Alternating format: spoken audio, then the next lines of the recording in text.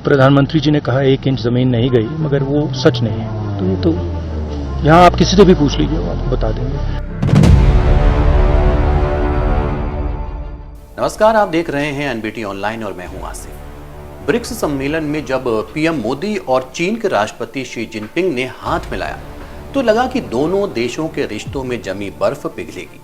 लेकिन सब कयास धरे की धरे रह गए जब चीन ने अपना नया नक्शा जारी कर दिया, वो भी भारत में G20 से ठीक पहले।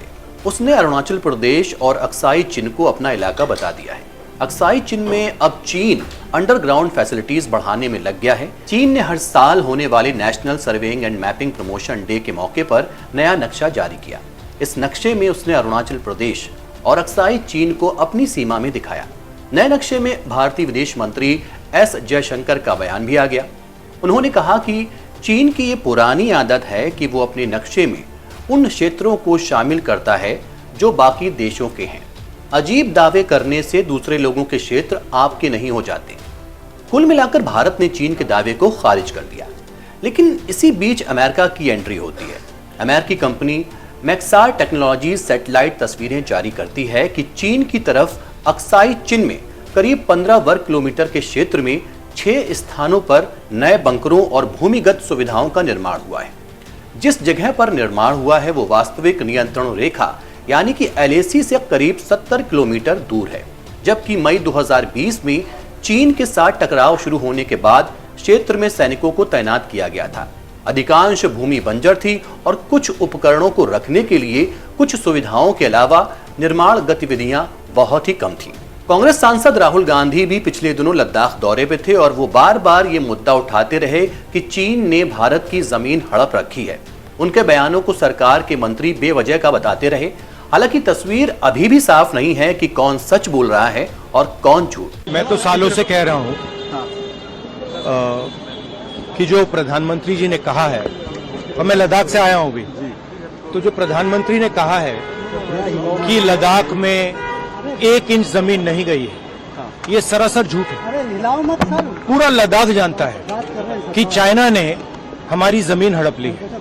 चलिए आपको बताते हैं कि आखिर चीन और भारत का सीमा विवाद क्या है और अक्साई चिन का मामला क्या है। भारत चीन के बीच 3488 किलोमीटर लंबी सरहद है। ये सरहद जम्मू कश्मीर, हिमाचल प्रदेश, उत्तराखंड, सिक्किम और अरुणाचल प्रदेश से होकर गुजरती है। सरहद को 3 सेक्टरों में बांटा गया है। पश्चिमी सेक्टर यानी जम्मू कश्मीर, मिडिल सेक्टर यानी हिमाचल प्रदेश और उत्तराखंड, पूर्वी सेक्टर यानी सिक्किम और अरुणाचल प्रदेश। हालांकि दोनों देशों के बीच अब तक पूरी तरह से सीमांकन नहीं हुआ है, क्योंकि कई इलाकों के बारे में दोनों देशों के बीच मतभेद है। भारत पश्चिमी सेक्टर में अक्साई चिन पर अपना दावा करता है, लेकिन यह इलाका फिलहाल चीन के कब्जे में है। दरअसल 1962 के युद्ध के दौरान चीन ने इस पूरे इलाके पर कब्जा कर लिया था। वहीं पूर्वी सेक्टर में चीन अरुणाचल प्रदेश पर अपना दावा करता है।